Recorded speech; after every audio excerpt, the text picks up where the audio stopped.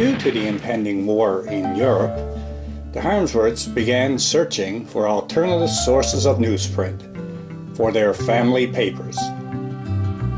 During the search, Harold Harmsworth and Mason Beaton discovered the Grand Falls that had great lumber and hydro potential.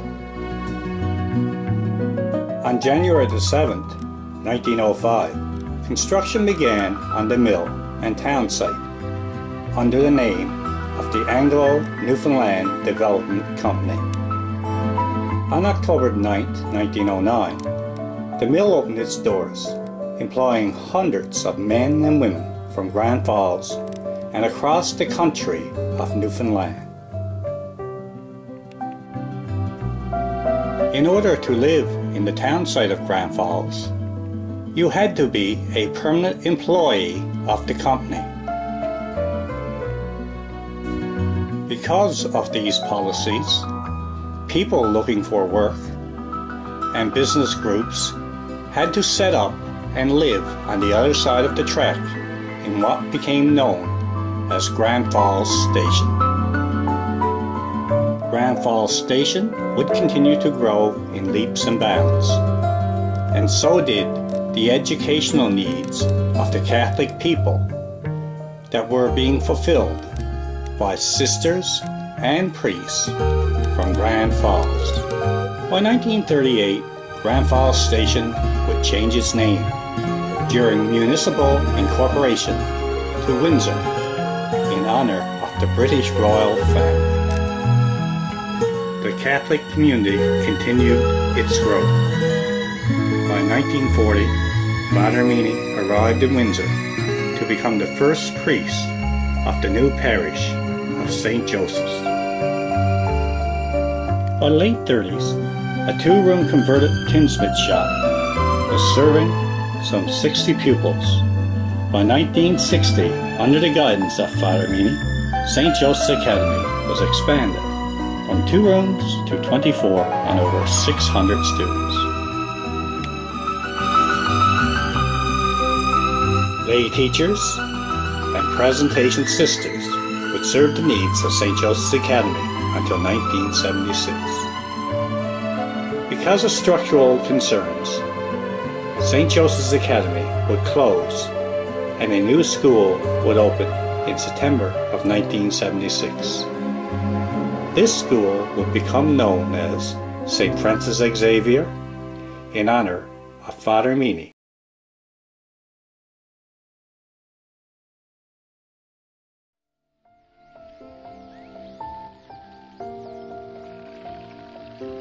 The faith of the Roman Catholic people of Grand Falls Station was initially cared for and nurtured by Father William P. Finn, the parish priest of Grand Falls. He would say Mass for them when he could in the schoolhouse. They attended Mass when possible in the Grand Falls Church. In 1934, he encouraged the Catholic people to collect funds to build their own church. By December 1938, the first Roman Catholic church was opened in Windsor, only to be burned to the ground less than 2 years later, in February 1940. It was shortly after their church burned that Bishop J. M. O'Neill appointed in July 1940 Father Francis P. Meany as the first parish priest of Grand Falls Station Parish. Father Meany, he worked tirelessly with all those who would work with him to further the cause and the case for Windsor and all its residents.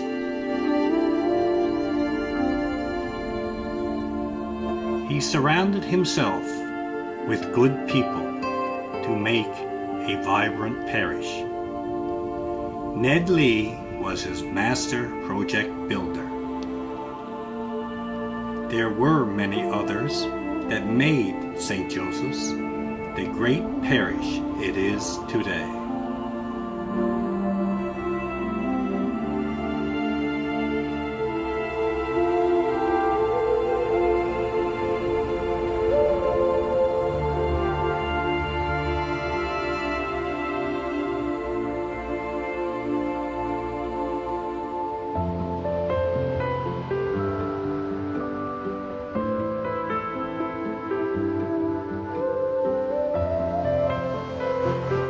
He was instrumental in recruiting the Presentation Sisters to administer St. Joseph's School. They arrived in 1938 and did so without having their own community convent, which was very unusual for the times. The sisters commuted to and from the convent in Grand Falls daily in Connor's taxi, driven by Gerald Connors.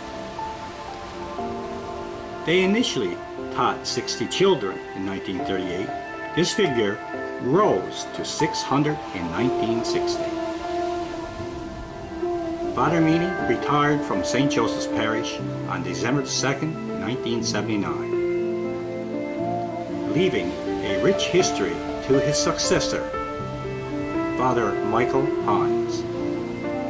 Father Meany died on September the 11th, 1988, and was buried in Cornwall. After the closure of St. Joseph's Academy, a new school was opened in 1976, fittingly enough named St. Francis Xavier Elementary in his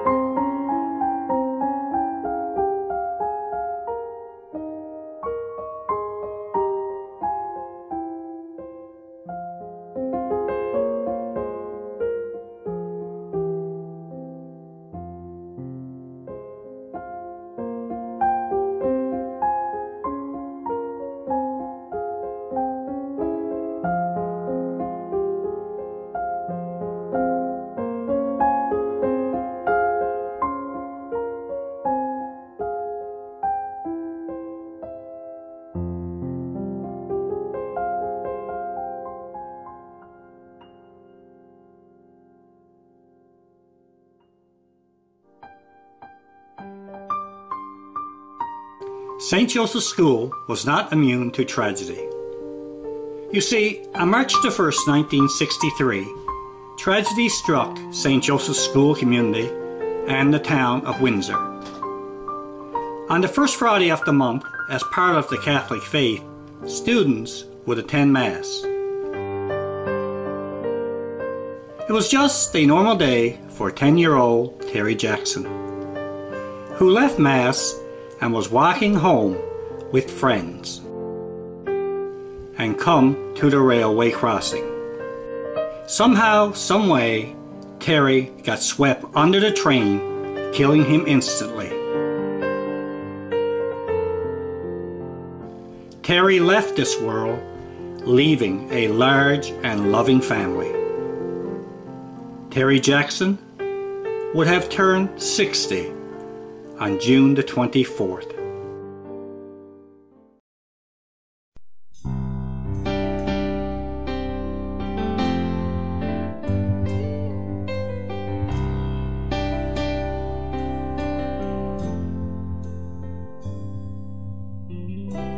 I recall a long time ago, that cold and dreary day, it's hard to let go. The youngest of 10, I tried hard to understand why Mama had to go. I was much too young to know.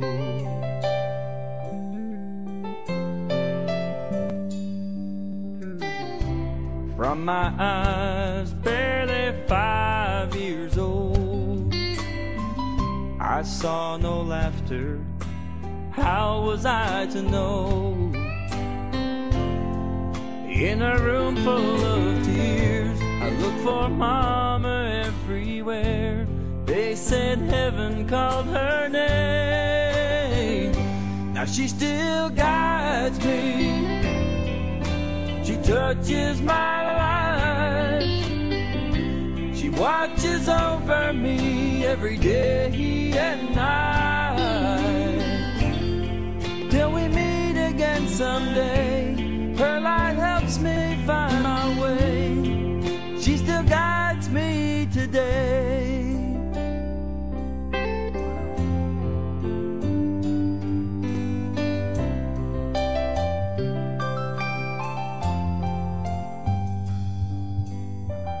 We made a life on the wrong side of the tracks. We never had much. Daddy's love was all we had.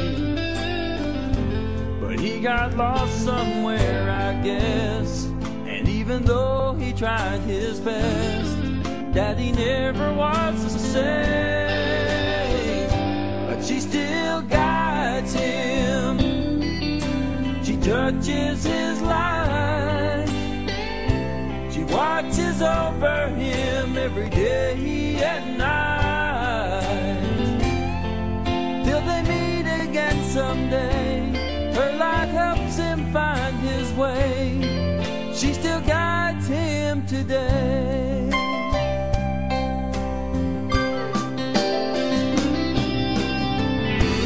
Sammy turns 3 today. She means everything to me. Everything to me. And when I look into her eyes, only I can see. Only I can see. She still guides me. She touches my life.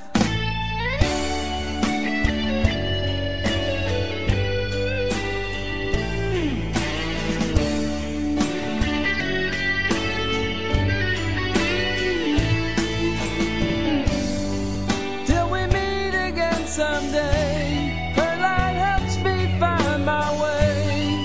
She still guides me today. Till we meet again someday, her light helps me find my way.